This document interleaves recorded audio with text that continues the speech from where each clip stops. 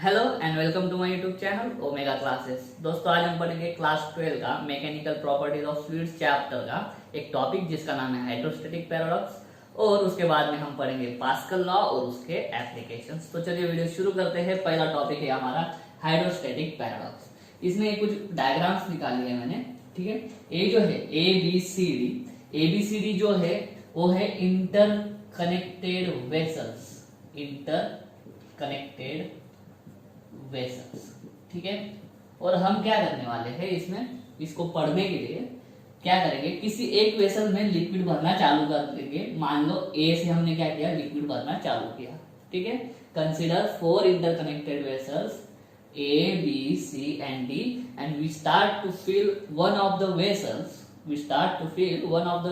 With certain liquid, ठीक है। हम भरते जाएंगे, एक पॉइंट पे रुक जाएंगे, एक किसी पॉइंट पे रुक जाएंगे, और रुकने के बाद लिक्विड को इक्विलिब्रियम में आने देंगे। मतलब क्या करेंगे, लिक्विड को स्थिर होने देंगे, शांत होने देंगे। व्हाट वी विल ऑब्जर्व, हमें क्या दिखेगा, वी विल ऑब्जर्व क्या, the height of liquid in each vessel is same. देखो डायग्राम में दिख रहा है, और ऐसा होगा, क्या होगा, 4 इंटरकनेक्टेड वेसल्स है। क्या किया उसमें, हमने क्या किया, एक लिक्विड भरना चालू कर दिया। We started to pour liquid in one of the vessels, ठीक है। और वो इंटरकनेक्टेड होने की वजह से एक वेसल में से दूसरे वेसल में जाएंगे। After some time when liquid comes to the equilibrium we see that what we observe, the height of the liquid in each vessel is same. देखो ये जो है इसमें हाइट h है, यहाँ तक भी हाइट h तक आया है, यहाँ तक भी हाइट h है, यहाँ तक भी हाइट h है, ठीक है। इतनी होगी इसमें तो इतनी भी होगी, इतने भी इसमें भी उतनी ही होगी, ठीक है। तो हमें क्या लगेगा जब हम जस्ट नॉर्मली जब सोचते हैं, मान लो इस पॉइंट को मैं नाम देता हूँ छोटा है, ठीक है। इस पॉइंट पे नाम देता हूँ मैं छोटा बी, इस पॉइंट पे नाम देता हूँ छोटा सी, और इस पॉइंट पे नाम देता हूँ छोटा सी। हम क्या करेंगे, ए बी सी और डी इस पॉइंट का प्रेशर नापने का ट्राई करेंगे, या फिर इसका प्रेशर कंपेयर करने का प्रयास करेंगे। हमें क्या लगेगा, what we will think that, इन दोनों का सोचो, pressure at C should be greater than pressure at B. ऐसे क्यों, क्योंकि हमें प्रेशर का फॉर्मूला मालूम है। क्या फॉर्मूला होता है, फोर्स अपॉन एरिया, ठीक है। अगर जनरल फॉर्मूला देखे तो होता है फोर्स अपॉन एरिया। देखो इस पॉइंट पे ये देखो ऊपर कितना है, लिक्विड ज्यादा है, यहाँ पे लिक्विड क्या है, थोड़ा कम है, तो डाउनवर्ड फोर्स कम लगेगा, यहाँ पे डाउनवर्ड फोर्स ज्यादा लगेगा। तो हम क्या बोल सकते हैं कि pressure at C is greater than pressure at B, ऐसा हमें लगेगा। लेकिन दिस इज कंप्लीटली रॉन्ग, ये हम इसमें प्रूव करेंगे नीचे कैसा होता है। What we will observe that pressure at point A, pressure at the base of vessel A, मतलब क्या, pressure at point A is equal to the pressure at point B, means क्या, the pressure at the base of vessel B is equal to the pressure at point C, मतलब क्या, the pressure at the base of vessel C. C vessel के base पे जितना pressure रहेगा उतना ही pressure B vessel के base में रहेगा, उतना ही प्रेशर ए वेसल के बेस पे रहेगा, और उतना ही प्रेशर रहेगा डी वेसल के बेस पे, ठीक है। हमारा ऑब्जर्वेशन क्या था, हमारा ऑब्जर्वेशन ऐसा था कि ये सारे प्रेशर हमको क्या मिले, सेम मिले। हमें लगता क्या था, हमें लगता था कि pressure at C should be greater than pressure at B, लेकिन वैसा नहीं। अगर ऐसा होता तो क्या होता, liquid will go down in C and liquid level in B would rise। अगर ऐसा होता तो, अगर यहाँ प्रेशर कम होता, यहाँ का प्रेशर ज्यादा होता, तो क्या होता, यहाँ से लिक्विड कम होके इसमें चला जाता, ठीक है। अगर ऐसा होता तो, अगर हमारा एजम्पशन ट्रू होता तो हमें क्या लगा कि इस पे प्रेशर ज्यादा होना चाहिए, यहाँ का प्रेशर कम होना चाहिए। अगर वैसा होता तो हमें मालूम है क्या, liquid flows from high pressure to low pressure. ठीक है, ये हमेशा ध्यान में रखना, आगे काम में आएगा। The liquid always flows from high pressure to low pressure. यहाँ पे प्रेशर हाई लगा, हमें क्या लगता था कि यहाँ का प्रेशर हाई होगा और यहाँ का प्रेशर क्या होगा, कम होगा। तो लिक्विड ने क्या करना चाहिए, यहाँ से ऐसा निकल के इसमें चला जाना चाहिए। तो क्या होता था, बी में वेसल की हाइट बढ़ जाती, लिक्विड लेवल राइज हो जाती बी में, और सी में लिक्विड लेवल कम हो जाती। लेकिन लिक्विड इक्विलिब्रियम में आने देने के बाद में हमने देखा तो हमें क्या दिख रहा है कि सारे लिक्विड्स की हाइट क्या हो रही है, सेम हो रही है। और सारे लिक्विड्स की हाइट सेम तभी होगी जब प्रेशर पूरा कांस्टेंट होगा। जब प्रेशर यहाँ का क्या होगा, कांस्टेंट होगा। तो इससे हमें क्या समझ में आता है, ये जो छोटा सा एक्सपेरिमेंट है उससे हमें ये समझ में आता है कि pressure at the base of all the vessels is equal. Pressure at the basis of all the vessels is equal. And देखो शेप अलग अलग है वेसल्स का, चारों वेसल्स का शेप अलग अलग है। ये पूरा ऐसा है, बाद में ऐसा होगा, ये ऐसा, और ये तो अलग है। ठीक है, तो शेप कौन सा भी हो वेसल का शेप कौन सा भी हो, हाइट क्या है। देखो हमने प्रेशर का फॉर्मूला पढ़ा है, pressure due to liquid column क्या आता है, रो जी एच। अब इसमें कंपेयर करो, जी तो कांस्टेंट है, जी तो कांस्टेंट होता है, रो कांस्टेंट रहेगा क्योंकि लिक्विड यहाँ इसमें जो है वही इसमें है, वही इसमें है, वही इसमें, एक ही लिक्विड है तो लिक्विड की डेंसिटी भी कांस्टेंट हो गई। और हाइट सारों में इक्वल है, हाइट लेवल जो है लिक्विड की जो लेवल है वो सब में इक्वल है। तो इस पॉइंट का प्रेशर रो जी एच रहेगा, वही रो जी एच इसमें लगेगा, वही रो जी एच इसमें, वही रो जी एच इसमें लगेगा, क्योंकि एच सेम है, एच क्या है, सेम है। तो ये हाइड्रोस्टैटिक पैराडॉक्स इसको बोलते हैं। और हाइड्रोस्टैटिक पैराडॉक्स मतलब होता क्या है, तो एक ही लाइन होती है, the shape of the liquid, sorry the shape of the vessel does not affect the pressure,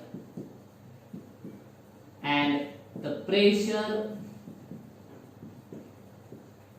depends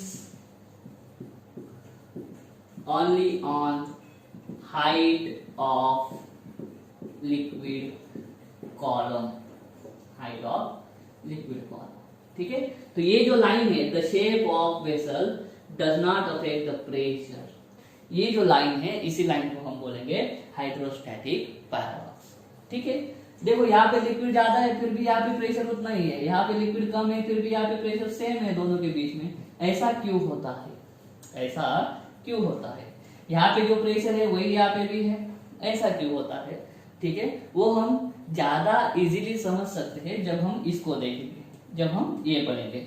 ठीक है, तो हाइड्रोस्टैटिक पैराडॉक्स एक लास्ट में बोल देता हूँ। हाइड्रोस्टैटिक पैराडॉक्स हमें क्या बोलता है कि जब तक वेसल्स का जो शेप है वो अलग अलग हो, लेकिन अगर सारे वेसल्स में एक ही लिक्विड भरा हो और उसका हाइट सेम हो हर एक वेसल में, तो हर एक लिक्विड के बेस में प्रेशर क्या होता है, सेम होता है। ठीक है, अगर लिक्विड चेंज कर दोगे तो डेंसिटी चेंज हो जाएगी, फिर प्रेशर कांस्टेंट नहीं रहेगा।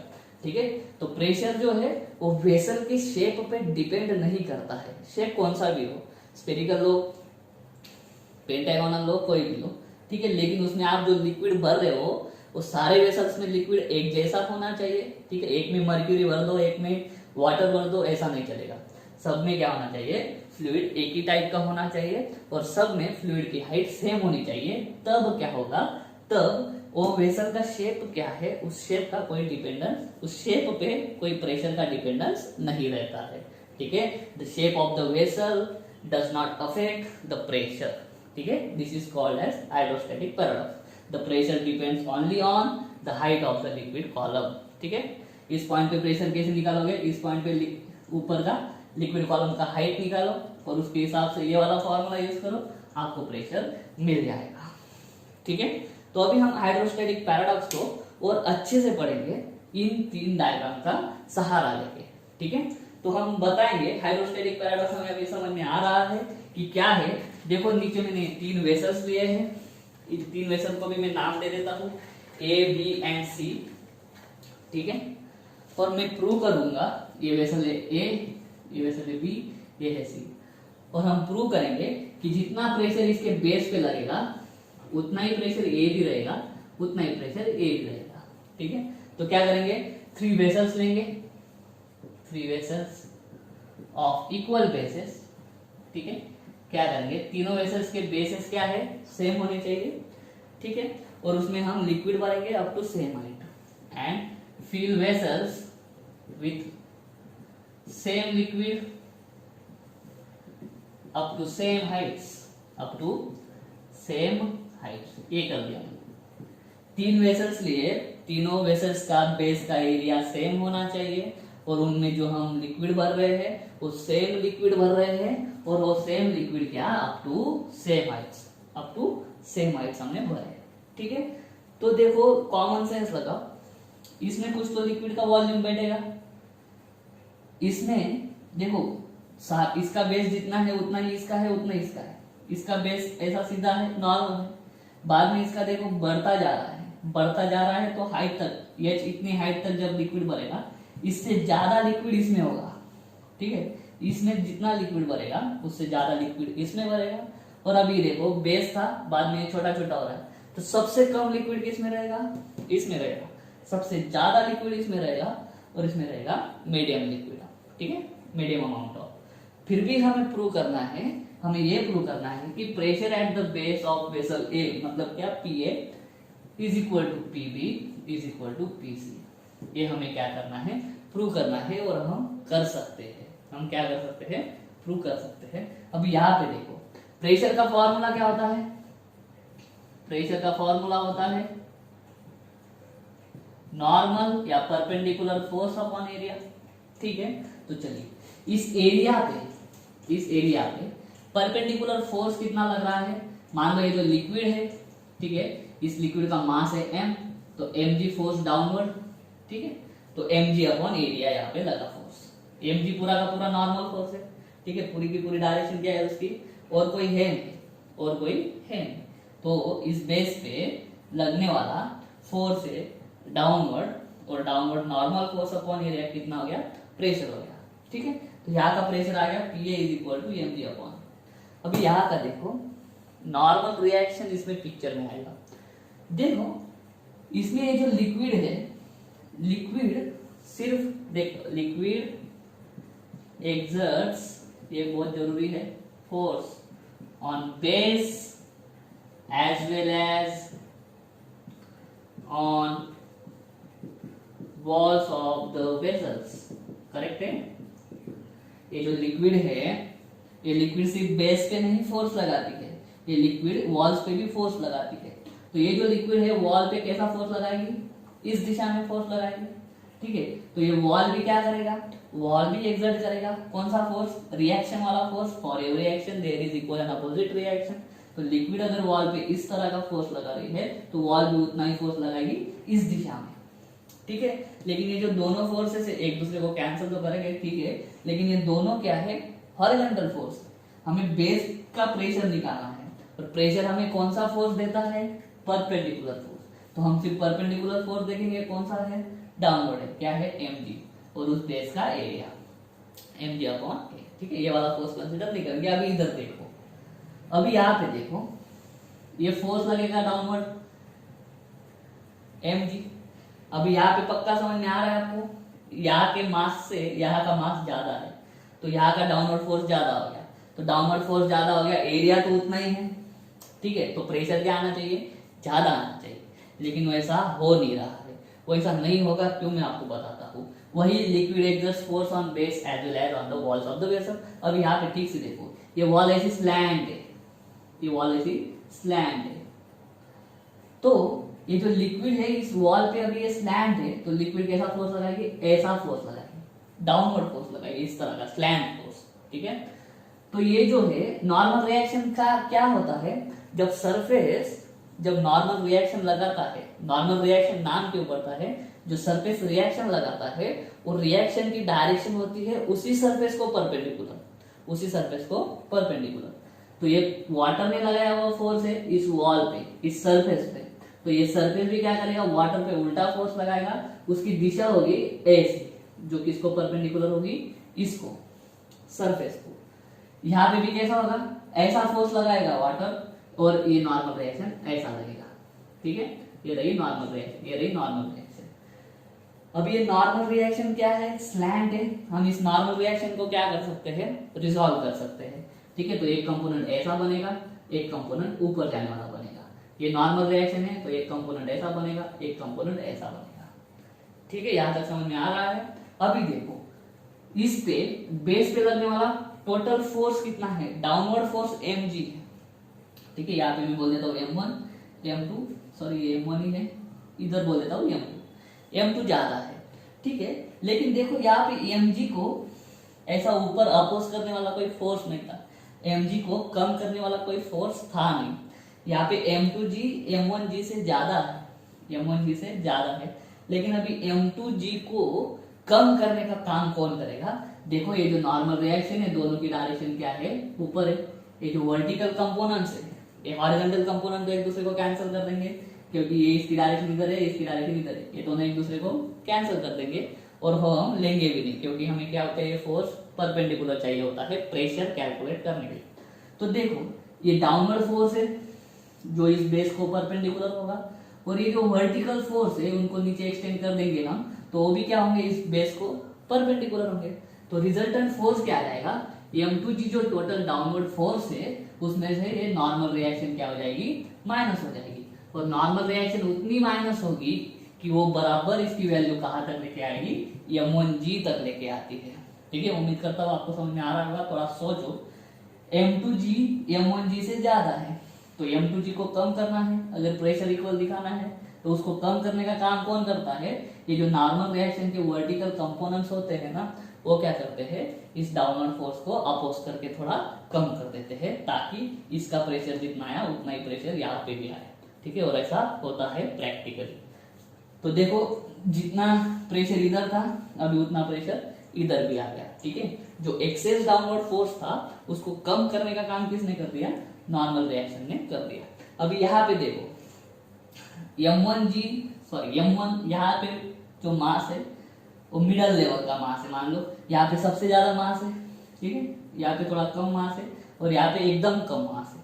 ठीक है, तो हमें क्या लगेगा कि pressure at point C should be एकदम मिनिमम। ठीक है, इस पे सबसे ज्यादा प्रेशर होना चाहिए, इस पे मिडल प्रेशर होना चाहिए, और इस पे सबसे कम होना चाहिए, क्योंकि इसके अंदर का लिक्विड का वॉल्यूम क्या है, कम है। लेकिन वैसे हुआ नहीं। अभी जैसे यहाँ से डाउनवर्ड फोर्स में से नॉर्मल रिएक्शन माइनस हुई, तो यहाँ पे क्या करना है, हमें डाउनवर्ड फोर्स में नॉर्मल रिएक्शन ऐड करना है। ठीक है, तो भी क्या होगा, देखो फिर अभी इसमें मास कम है, चलो मास कितना है यहाँ का, m3 है, डाउनवर्ड फोर्स कितना आएगा, m3g। फिर से वही liquid exerts force on base as well as on the walls of the vessel. तो वॉल क्या करेंगे, नॉर्मल रिएक्शन। अभी वॉल्स ऐसी है तो लिक्विड ऐसा फोर्स लगाएगा, और वॉल ऐसी नॉर्मल रिएक्शन लगाएगी। यहाँ पे भी वॉल्स ऐसी नॉर्मल रिएक्शन लगाएगी। नॉर्मल रिएक्शन को रिजॉल्व करो, अब एक कंपोनेंट ऐसा बनेगा, दूसरा नीचे बनेगा, एक ऐसा बनेगा, दूसरा नीचे बनेगा। तो देखो ये जो दो वर्टिकल कंपोनेंट्स है नीचे नीचे वाले, वो क्या हो जाएंगे, m3g में दोनों भी ऐड हो जाएंगे, n+n। ठीक है, यहाँ पे 2 कर देता हूँ, इतना कुछ है 2n, तो m3g में +2n ऐड कर देंगे। तो देखो यहाँ पे मास सबसे कम था, ठीक है, तो डाउनवर्ड फोर्स कम होना चाहिए था, लेकिन इस डाउनवर्ड फोर्स में क्या ऐड हो जाता है, नॉर्मल रिएक्शन ऐड हो जाता है। और नॉर्मल रिएक्शन इतना ऐड हो जाता है कि वो बराबर किसके साथ में लेके आता है, m1g के साथ में लेके आता है। और इसमें से मास बहुत ज्यादा था, मास ज्यादा होने के कारण डाउनवर्ड फोर्स बहुत ज्यादा हो जाता था, इससे भी ज्यादा। लेकिन उस डाउनवर्ड फोर्स को कम करने का काम यहाँ पे नॉर्मल रिएक्शन करती है, और वैसी ही नॉर्मल रिएक्शन इसमें फोर्स को बढ़ाने का काम करती है। मतलब क्या हो कि सारे का बेस का प्रेशर क्या है, सेम आए, और ये प्रैक्टिकली होता है।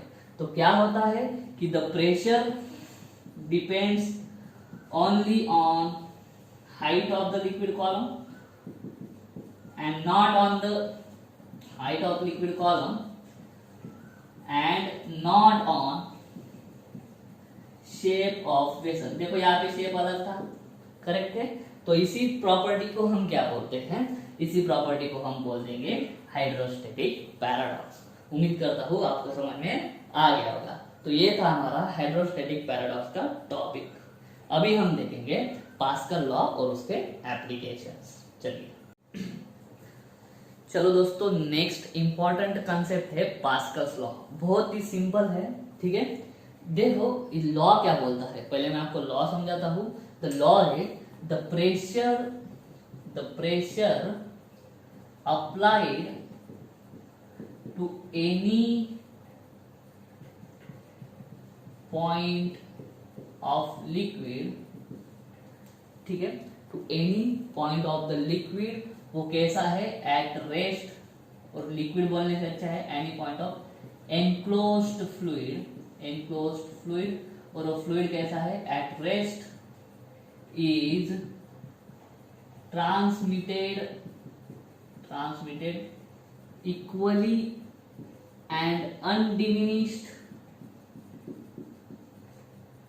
to every point of the fluid and also to the walls of container, provided necessary condition क्या है, provided that effect of gravity is neglected। इसका मतलब क्या है, लॉ बहुत सिंपल है, सिर्फ मतलब समझ में आना चाहिए। देखो ये एक वेसल है, ठीक है, इस वेसल में बहुत सारे पॉइंट्स है, ए बी सी डी ई, ये है प्रेशर गेजेस, ठीक है। हम कभी फुटबॉल वगैरह में हवा भरते हैं, गाड़ी में, टू व्हीलर्स में जब भरते हैं, तो देखो हवा भरने वाला एक मीटर, उसके साथ में एक मीटर रहता है छोटा सा, उसमें नीडल घूमती रहती है, वो जो है वो प्रेशर गेज है, ठीक है। वो प्रेशर गेज हमें बताता है कि आपके टायर के अंदर की जो हवा है, ट्यूब के अंदर की, उसका प्रेशर कितना है, ठीक है। तो उसी तरह के प्रेशर गेजेस यहाँ पे लगाए हैं, कितने हैं, 1 2 3 4 5 है, ठीक है। ये प्रेशर गेजेस क्या करेंगे, इस वेसल के अंदर गैस भरा है, मान लो कौन सा है, कॉम्प्रेस्ड गैस। कैसा गैस है, कॉम्प्रेस्ड गैस, ठीक है। जो कॉम्प्रेस्ड गैस हमने इस वेसल में भरा है, उस वेसल का, सॉरी उस गैस का प्रेशर इंडिकेट करने का काम ये भी करेगा, ये भी करेगा, ये पांचों करेगा, ठीक है। अभी इस गैस के अंदर जो फ्लूइड, सॉरी इस कंटेनर के अंदर जो फ्लूइड है, गैस भी क्या है, फ्लूइड ही है, ठीक है। ये जो फ्लूइड है वो रेस्ट में है, ये फ्लूइड क्या है, अभी रेस्ट में है, ठीक है। तो अभी हम क्या करेंगे, ये एक थोड़ा बलून है, जैसे रिक्शा में वो होता है ना हॉर्न, उसी तरह से यहाँ पे लगाया है, ठीक है। तो उस हॉर्न को, इस बलून को हमने दबा दिया। जब जैसे ही इस बलून को हम दबाएंगे, मतलब हमने यहाँ से क्या जनरेट किया, प्रेशर जनरेट किया, ठीक है। यहाँ पे कुछ तो हवा जाएगी, ठीक है, यहाँ पे हमने प्रेशर जनरेट किया। तो जैसे ही यहाँ पे प्रेशर जनरेट किया हमने, वो प्रेशर पहले यहाँ पे लगेगा, ठीक है। यहाँ पे लगने के बाद क्या होगा, वो प्रेशर इस लॉ के हिसाब से, पास्कल लॉ के हिसाब से क्या बोलता है, the pressure applied to any point of enclosed fluid. ये एनक्लोज्ड फ्लूइड है और हमने इस पॉइंट पे क्या किया, अभी प्रेशर अप्लाई किया। किस पॉइंट पे प्रेशर अप्लाई किया, इस पॉइंट पे। कैसे, ये बलून को दबा के, इस बलून को दबा के, बलून को दबा देंगे तो प्रेशर आ जाएगा, बराबर है। The pressure applied to the any point of, अभी ये फ्लूइड कैसा है, एनक्लोज्ड फ्लूइड है, और ये फ्लूइड कैसा है, रेस्ट में था, ठीक है। कॉम्प्रेस करके भरा है मतलब रेस्ट में था, ठीक है। The pressure applied to any point of the enclosed fluid which is at rest is transmitted equally and undiminished. Undiminished का मीनिंग है वैसा ही, कहीं पे भी प्रेशर लॉस नहीं होगा, कहीं पे भी प्रेशर लॉस नहीं होगा। मान लो ये सारे इंडिकेटर्स पहले एक बार दिखा रहे थे, हर इसमें कितना दिखा रहे थे, एक बार, ठीक है। अगर वो एनक्लोज्ड है और रेस्ट में है तो सारों का रीडिंग कैसा होगा, सेम होगा, ठीक है। अभी हमने क्या किया मालूम है, अभी हमने किया इसमें प्रेशर डाल दिया, ठीक है। अभी यहाँ से हमने प्रेशर डाला, एक बार प्रेशर दिया मान लो, और एक बार प्रेशर हमने दे दिया। तो ये जो एक बार प्रेशर यहाँ पे लगाया है तुमने, फ्लूइड के इस पॉइंट पे जो प्रेशर लगाया है, लॉ क्या बोलता है, वो प्रेशर, एक बार प्रेशर पूरे जगह तक स्प्रेड हो जाएगा, वो प्रेशर पूरे फ्लूइड में क्या हो जाएगा, ट्रांसमिट हो जाएगा। और प्रेशर पूरे फ्लूइड में ट्रांसमिट होते हुए कैसा ट्रांसमिट होगा, equally and undiminished.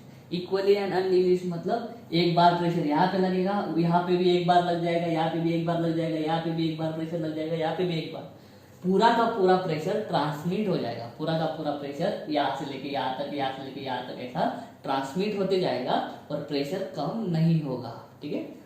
To every point of the fluid, इस फ्लूइड के हर एक पॉइंट तक अभी कितना प्रेशर पहुंच गया, एक बार प्रेशर पहुंच गया। और also to the walls of the container, ठीक है, ये जो कंटेनर की वॉल्स है, ये वाली जो वॉल्स है, इन वॉल्स पे भी अभी क्या लगेगा, एक बार प्रेशर लगने लग जाएगा। तो क्या होगा, ये सारे प्रेशर गेजेस अभी हमें कितना दिखाने लग जाएंगे मालूम है, एक बार पहले ही था और एक बार प्रेशर हमने लगाया तो ये भी 2 बार दिखाने लग जाएगा, ये भी 2 बार दिखाने लग जाएगा, ये भी 2 बार, ये भी 2 बार रीडिंग देने लग जाएगा, ये भी 2 बार रीडिंग लग जाएगा। देखो हमने कहाँ पे दिया, सिर्फ यहाँ पे दिया, तो ये एक बार प्रेशर पूरा का पूरा यहाँ तक चला गया, तो पहले इसके अंदर एक बार था और एक बार यहाँ से आया तो 2 बार दिखाने लग गया, इधर भी एक बार प्रेशर आ गया वो भी 2 दिखाने लग गया। ऐसा जो एक पॉइंट पे आप प्रेशर लगाओगे ना, वो प्रेशर पूरा ट्रांसमिट होते जाएगा पूरे फ्लूइड में, कैसे, इक्वली एंड अनडिमिनिश्ड, ठीक है, equally and undiminished to every point of the fluid and also to the walls of the container, ठीक है, provided that the effect of gravity is neglected. Gravity के इफेक्ट को हमें क्या करना पड़ेगा, निग्लेक्ट करना पड़ेगा। कैसे, अगर ग्रेविटी पकड़ लेंगे तो एच रो जी जो है वो अफेक्ट कर सकता है, तो ग्रेविटी का इफेक्ट अगर हम थोड़ा निग्लेक्ट कर देंगे तो ये पास्कल का लॉ हम लगा सकते हैं, ठीक है। और इस पास्कल के लॉ के एप्लीकेशन पे है हमारा हाइड्रोलिक लिफ्ट है, और गाड़ी के जो ब्रेक्स होते हैं वो इसी लॉ पे काम करते हैं, ठीक है। उम्मीद करता हूँ आपको समझ में आ गया होगा। पास्कल लॉ सीधा सीधा क्या है, फ्लूइड भर दो एक जगह पे, रेस्ट में रखो उसको, एक पॉइंट पे प्रेशर लगाओ, जो प्रेशर लगा है वो पूरे फ्लूइड में उतना ही जैसे के जैसा ट्रांसमिट हो जाएगा, कहाँ पे भी प्रेशर कम नहीं होगा। बस यही क्या है हमारा पास्कल का लॉ है। उम्मीद करता हूँ आपको समझ में आ गया होगा। अभी हम देखते हैं इसके एप्लीकेशंस, ठीक है। तो चलो दोस्तों, पास्कल लॉ का फर्स्ट एप्लीकेशन पढ़ते हैं। फर्स्ट एप्लीकेशन है हाइड्रोलिक लिफ्ट। अब ये क्या काम करता है, लिफ्ट मतलब उठाना, ठीक है। आपने सर्विस सेंटर पे गाड़ी देखी होगी, ठीक है, 4 व्हीलर ऐसे उठाई जाती है, क्या करते हैं, एक बटन दबाते हैं, गाड़ी ऊपर आ जाती है, फिर धोने लग जाते हैं, वो क्या है, हाइड्रोलिक लिफ्ट। वही नहीं, बहुत सारे और भी एग्जांपल्स है, बड़े बड़े मैकेनिकल कंपनीज में हाइड्रोलिक लिफ्ट का यूज किया जाता है, ठीक है। अभी हाइड्रोलिक लिफ्ट जो है उसका प्रिंसिपल क्या है, उसका प्रिंसिपल है that it works on Pascal's law. किस पे काम करती है हाइड्रोलिक लिफ्ट, पास्कल लॉ पे काम करती है। अभी पास्कल लॉ क्या बोलता है, लिक्विड में, ठीक है, या फ्लूइड जो है, एनक्लोज्ड फ्लूइड में किसी एक पॉइंट पे कुछ तो प्रेशर लगा दो आप, वो प्रेशर पूरे फ्लूइड में क्या हो जाएगा, ट्रांसमिट हो जाएगा, कैसे, इक्वली एंड अनडिमिनिश्ड। और वो जो प्रेशर है वो किस पे लगेगा, कंटेनर पे भी लगेगा। बस वो प्रिंसिपल का यूज करके लिफ्ट बना जिसका नाम है हाइड्रोलिक लिफ्ट। हाइड्रोलिक मतलब क्या, फ्लूइड यूज करके जो लिफ्ट बनता है उसको बोलेंगे हाइड्रोलिक लिफ्ट। तो इसमें क्या होता है, देखो ये पिस्टन है, ये जो है ये क्या है, पिस्टन है जो नीचे दबते हैं, बराबर है, ये पिस्टन नीचे दबाया जाएगा, ठीक है, ऐसा नीचे। इसका नाम है S1, इसका नाम है S2। ये दोनों क्या है, ये दोनों है पिस्टन्स, ये दोनों है पिस्टन्स, ठीक है। Hydraulic lift is made up of vessel, और वेसल ऐसा दिखता है, ठीक है। ये 2 वेसल नहीं है, एक ही वेसल है, ठीक है। ये एक वेसल, ये एक वेसल, इसको ऐसे इंटरकनेक्ट किया है कि 2 वेसल का कन्वर्शन किस में हो गया, एक वेसल में हो गया, ठीक है। कहीं पे भी ये नहीं है, डाउट नहीं आना चाहिए, ठीक है। It consist of a vessel as shown in the figure, ठीक है, filled fully with the fluid। अभी फ्लूइड से भरा है, ज्यादातर क्या यूज होता है, ऑयल यूज किया जाता है, ज्यादातर क्या यूज किया जाता है, ऑयल यूज करते हैं, ठीक है। Is fully filled with the fluid as shown in the figure. There are 2 pistons S1 and S2, there are 2 pistons S1 and S2, ठीक है। अभी क्या है, एरिया A1 क्या, एरिया ऑफ पिस्टन S1, ठीक है, और A2 क्या, एरिया ऑफ पिस्टन S2। देखो इसका एरिया जो सरफेस एरिया क्या है इतना A1, और इसका जो है सरफेस एरिया क्या है A2, ठीक है। अभी दिख रहा है आपको कि A1 बहुत ही छोटा है A2 से, जो ये दूसरा होता है ना, ये बहुत बड़ा होता है, ये बहुत छोटा होता है। यहाँ पे ये बहुत बड़ा दिखा दिया मैंने, ये बहुत छोटा होता है, और ये छोटा दिखा दिया मैंने, ये बहुत बड़ा होता है। मतलब क्या होता है, second area A2 is very very greater than A1 होता है। ऐसा कंस्ट्रक्शन किया जाता है जानबूझ के, ठीक है। ऐसा करेंगे तभी काम करेगा, ठीक है। तो अभी हम क्या करेंगे, वर्किंग क्या होता है, देखो वर्किंग बहुत सिंपल होता है। हम क्या करेंगे, हम इस पिस्टन S1 पे एक डाउनवर्ड फोर्स लगाएंगे F1, ठीक है। हम क्या करेंगे, इस देखो ये पिस्टन S2 है ना, S2 पिस्टन के ऊपर एक पैन रखा है, क्या रखा है, एक पैन, ठीक है। और इस पैन पे मान लो कोई कार रख दी है, कोई क्या रख दी है, हमने कार रख दी है, जिसको क्या करना है, उठाना है, ठीक है, उसको हम उठाएंगे, ठीक है। तो उसको उठाने के लिए हम क्या करेंगे, we apply force F1, we apply force F1 to piston S1, एक फोर्स लगाया किस दिशा में, डाउनवर्ड दिशा में, in the downward direction, in the downward direction. अभी जैसे ही फोर्स लगेगा ऐसे डाउनवर्ड में, तो फोर्स अपॉन एरिया, क्या यहाँ पे प्रेशर बन जाएगा, प्रेशर कितना बन जाएगा, P1। The force F1 is applied using piston S1 in the downward direction, या फिर हम कैसा बोल सकते हैं, when the piston S1 is pressed, when the piston S1 is pressed by force F1, by force F1, इस piston को हमने प्रेस कर दिया, कितना फोर्स लगा के, F1 फोर्स लगा के, then it will produce pressure P1 at piston S1। जैसे ही हमने इस पे फोर्स लगाया, ये रहा आपका एरिया, तो परपेंडिकुलर फोर्स अपॉन एरिया क्या बन जाएगा, प्रेशर। और प्रेशर कितना होगा, P1 is equal to perpendicular force upon area, ठीक है।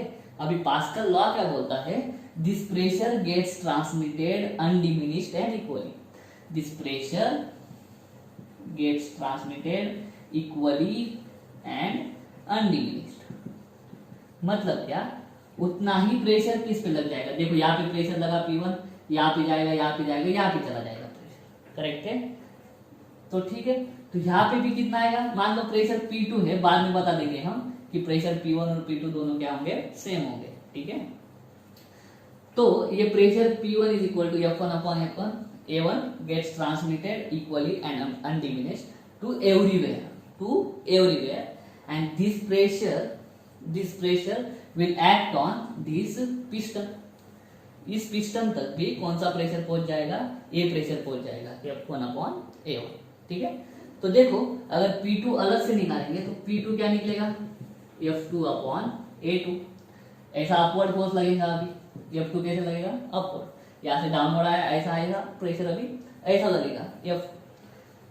तो देखो अभी हमको मालूम है कि P1 is equal to P2, यहाँ पे जितना प्रेशर आया उतना वैसे के वैसा ट्रांसमिट हो गया, जितना P1 आया उतना पूरा का पूरा P2 ट्रांसमिट हो गया, P2 हो गया।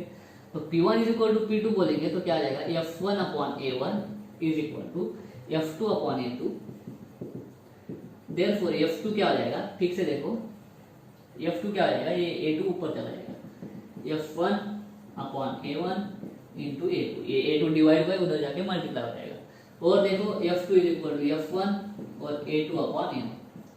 अभी यहाँ पे ठीक से देखो, यहाँ पे लिखता हूँ मैं उसको, F2 is equal to F1 into A2 upon A1। इसको ठीक से देखो, इसको अगर ठीक से देखेंगे तो हमें समझ में आ जाएगा, F1 तो छोटा है, हमने बहुत छोटा सा फोर्स लगाया है, ठीक है, और हमें यहाँ पे बड़ा फोर्स चाहिए। बड़ा फोर्स क्यों चाहिए, अगर इस पैन पे बड़ा फोर्स लगेगा तभी ये ऊपर जाएगा, कम फोर्स लगाएगा तो कुछ काम कर रहेगा नहीं।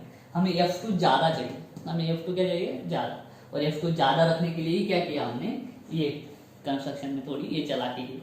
देखो A2 जो है बहुत बड़ा है A1, तो F2 is equal to F1 into, ये इतना बड़ा होगा 100 गुना भी बड़ा हो सकता है, ठीक है, 100, 200, 1000 गुना भी बड़ा हो सकता है।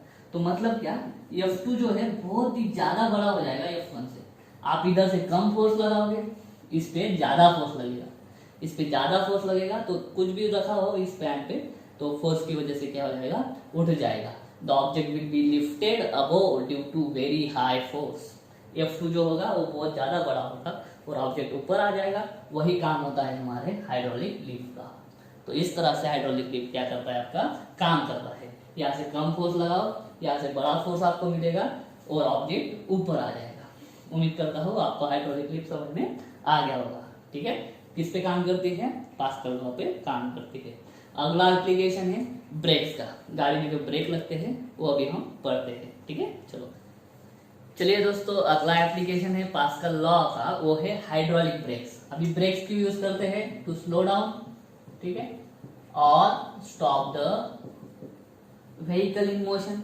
ऐसा व्हीकल जो मोशन में है उसको रोकने के लिए, उसको स्लो करने के लिए हम क्या करते हैं, ब्रेक्स यूज करते हैं।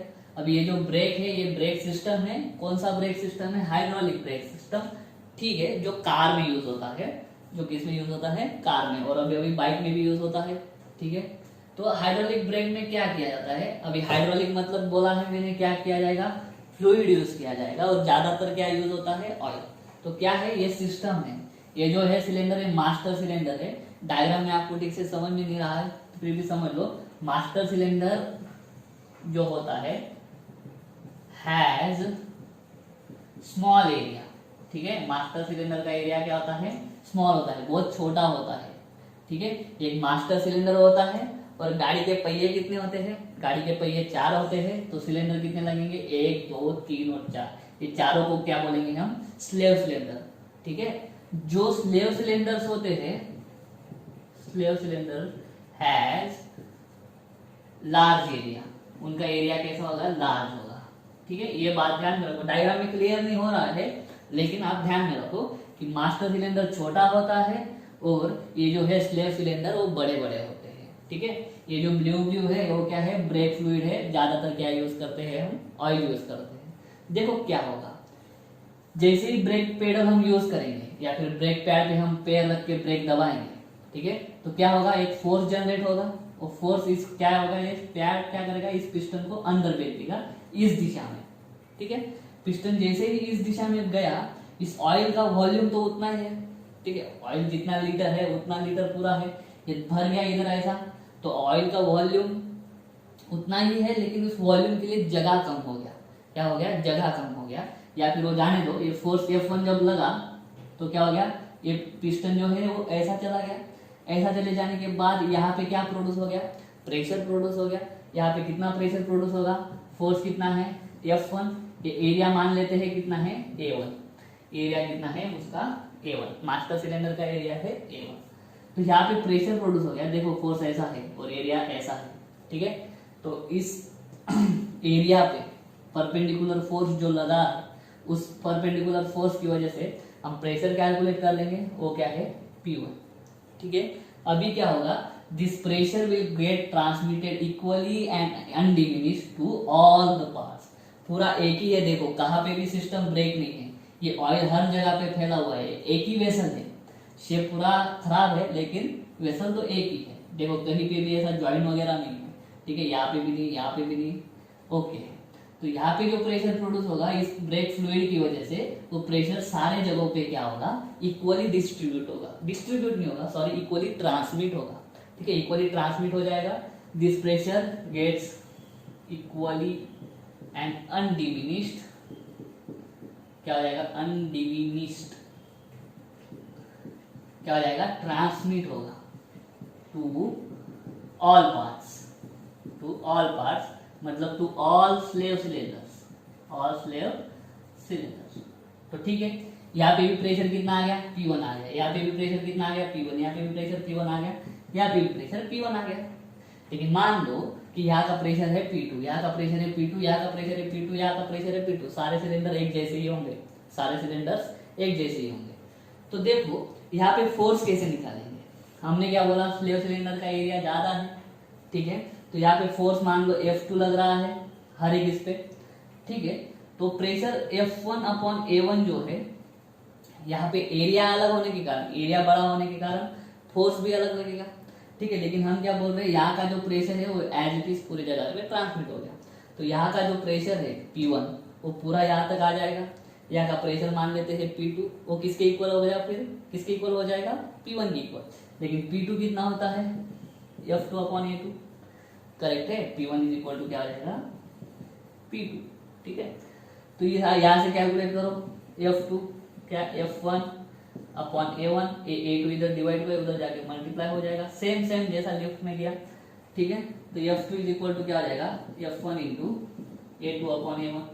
वापस A2 जो है, A2 क्या होता है, बड़ा होता है, A2 is greater then A1, तो F2 will be very very greater than F1, ठीक है। तो यहाँ पे हमने ब्रेक पेडल पे छोटा सा फोर्स लगाया, सिर्फ ब्रेक पेडल को हमने ऐसा कर दिया, ये छोटा सा फोर्स लगाया, छोटा सा फोर्स की वजह से यहाँ पे प्रेशर प्रोड्यूस हुआ, वो छोटा सा प्रेशर यहाँ पे प्रोड्यूस हुआ, वो प्रेशर ऐसे सब जगह पे इक्वली ट्रांसमिट हो गया। इक्वली ट्रांसमिट हो गया, यहाँ पे एरिया ज्यादा होने के कारण प्रेशर इक्वल रखने के लिए, देखो प्रेशर इक्वल है, प्रेशर क्या होता है, फोर्स अपॉन एरिया, ठीक है। हम क्या बोल रहे हैं, यहाँ का प्रेशर यहाँ तक इक्वली ट्रांसमिट हो गया, ठीक है, यहाँ पे प्रेशर इक्वली ट्रांसमिट हो गया, लेकिन यहाँ पे एरिया बढ़ गया। अगर प्रेशर इक्वल रखना है और एरिया बढ़ गया, एरिया बढ़ गया तो हमें फोर्स भी क्या होता है, बढ़ाना पड़ता है। तो अपने आप यहाँ पे भी क्या हो जाता है, फोर्स F2 बढ़ जाता है। जो फोर्स F2 बढ़ता है यहाँ का पिस्टन पे, यहाँ पे पिस्टन पे एक रबर या जो भी हो, जो ब्रेक पैड क्या बोलते हैं उसको, ब्रेक को, जो व्हीकल के रिम जो व्हीकल का रिम होता है, टायर होता है, टायर को जो स्टेनलेस स्टील का रिम लगाया होता है, उस स्टेनलेस स्टील पे ये रबर स्ट्रिप्स होती है, और रबर स्ट्रिप्स ये पिस्टन पे लगी होती है। जैसे ही पिस्टन ऐसा जाएगा, टायर के वो रिम पे क्या होता है, वो स्ट्रिप लग जाता है, और जैसे ही लग जाता है फ्रिक्शन की वजह से टायर रुक जाता है, गाड़ी रुक जाती है।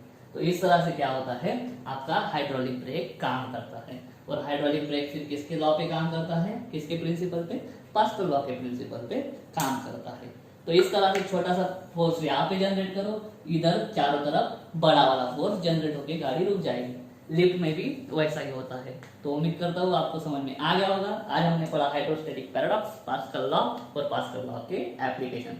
वीडियो अच्छा लगा है तो वीडियो को लाइक करो, चैनल को सब्सक्राइब जरूर कर देना। मिलता हूँ अगले वीडियो में, तब तक के लिए जय हिंद।